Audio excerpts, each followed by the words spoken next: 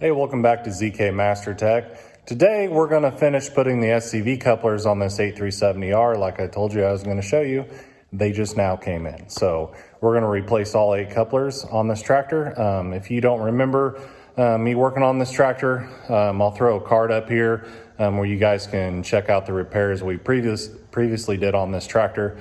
But the only thing we had left was the SCV couplers because they weren't holding pressure, and I think 6 out of 8 was bad. So we're just gonna go ahead and replace all 8, and I'll show you how to do it. Let's check it out.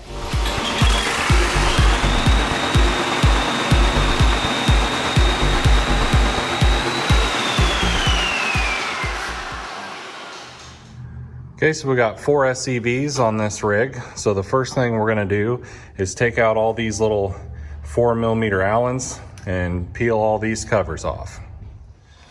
Okay, now that we got the covers off and I shot it with some brake clean and wiped it down real good, we're just gonna, there's a little snap ring right here that we're gonna peel out. I just use a little pick. We'll just peel it out of the hole.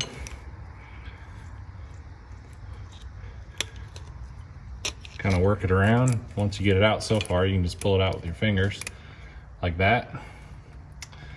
We're gonna do both of them.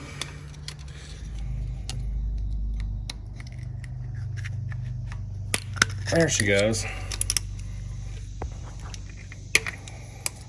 Work it around. Just like that. Once you got the snap rings out, you can use your little ejection lever here. Pop them out. Just grab them with some pliers. Boom.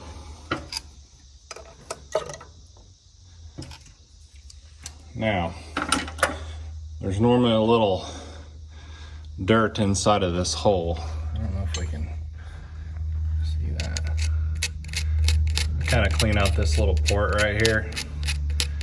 Kind of get some of that stuff out there. Now that's where these SCVs are draining down the drain tubes, going down into here. And there, you can see it gets a bunch of dirt in there. Now you don't have to get it absolutely spotless, but I like to get most of it out.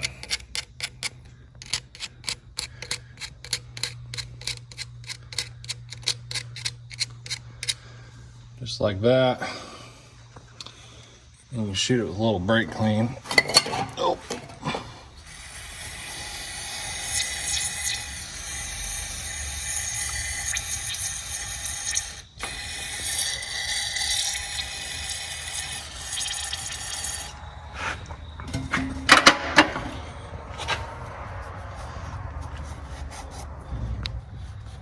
That looks better.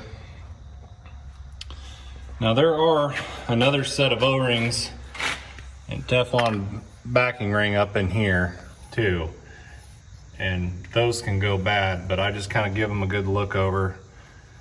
That one feels all right, and they're kind of a booger to change back in there, but putting new couplers in this is going to fix it. There's nothing wrong with those rings. So now we got our new SCV coupler here. Rare item to find right now. Pop it in. Get another new one. Pop that guy in. Now you're not done yet.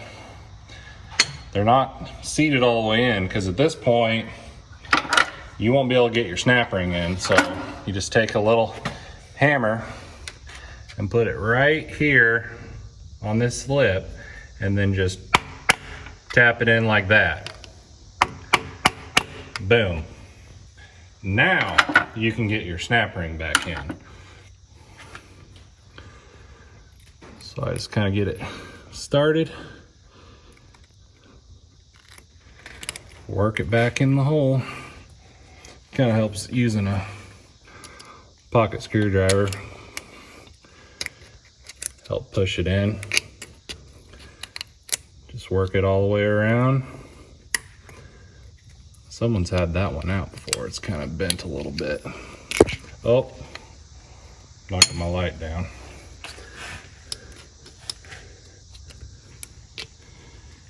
Come on. There she goes. Work it. Just like that. I don't think that went in all the way.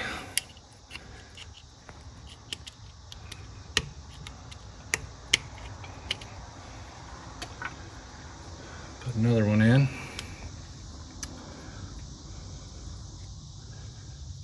Okay, there's the end of it. So I just kind of peel it back, get it started, work it back in.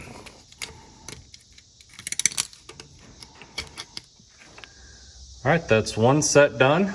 Now we just got to repeat the exact same process for the other 3 SCVs, and then we'll get the covers back on, and then we're going to retest this thing and I'll show you what it's supposed to do.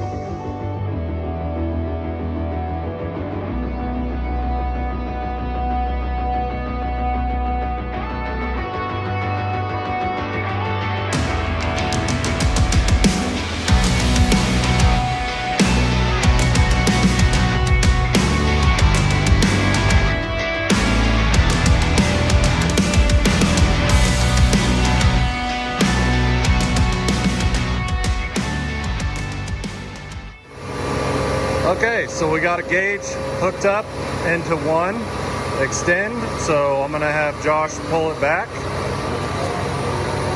about 3 seconds, and he's gonna let go and go to neutral. Hey, look, it holds. And that's what you're looking for right there on every single one.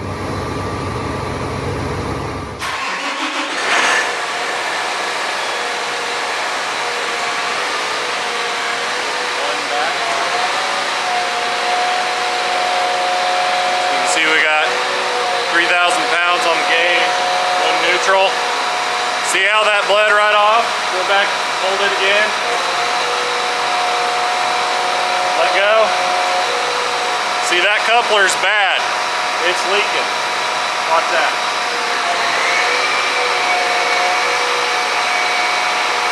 It should hold pressure. So now we're gonna move to the other side and see what that does.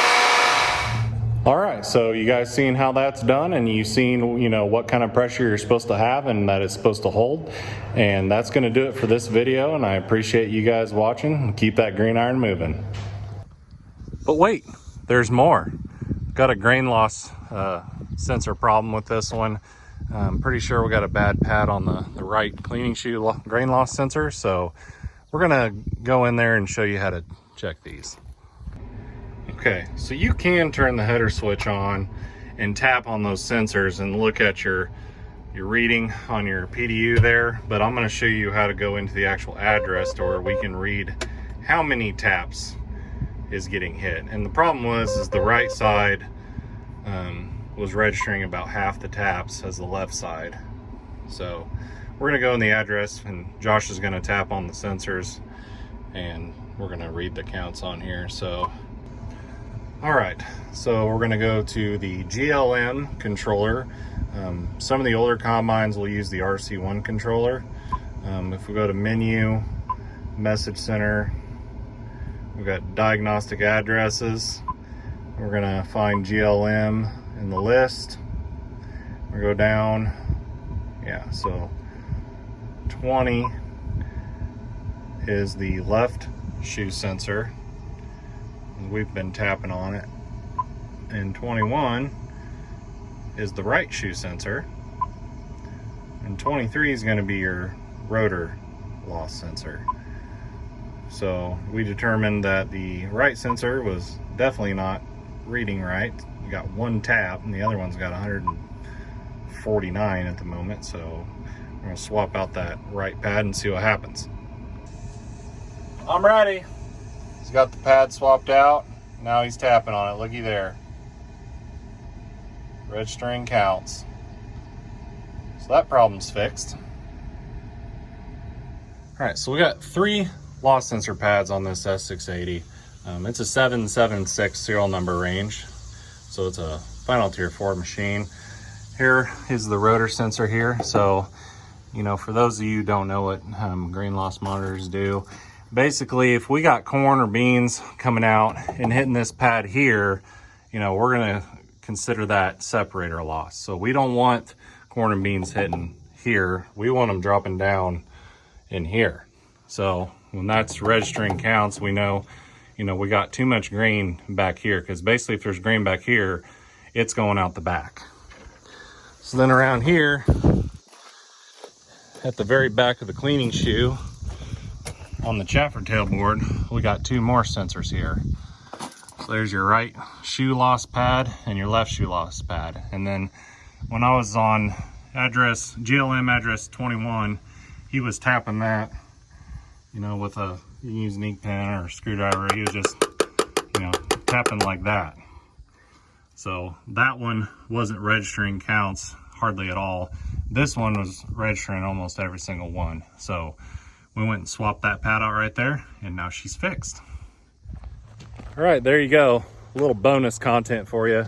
It's bright out here and I don't have my sunglasses, but anyway, keep that green iron moving.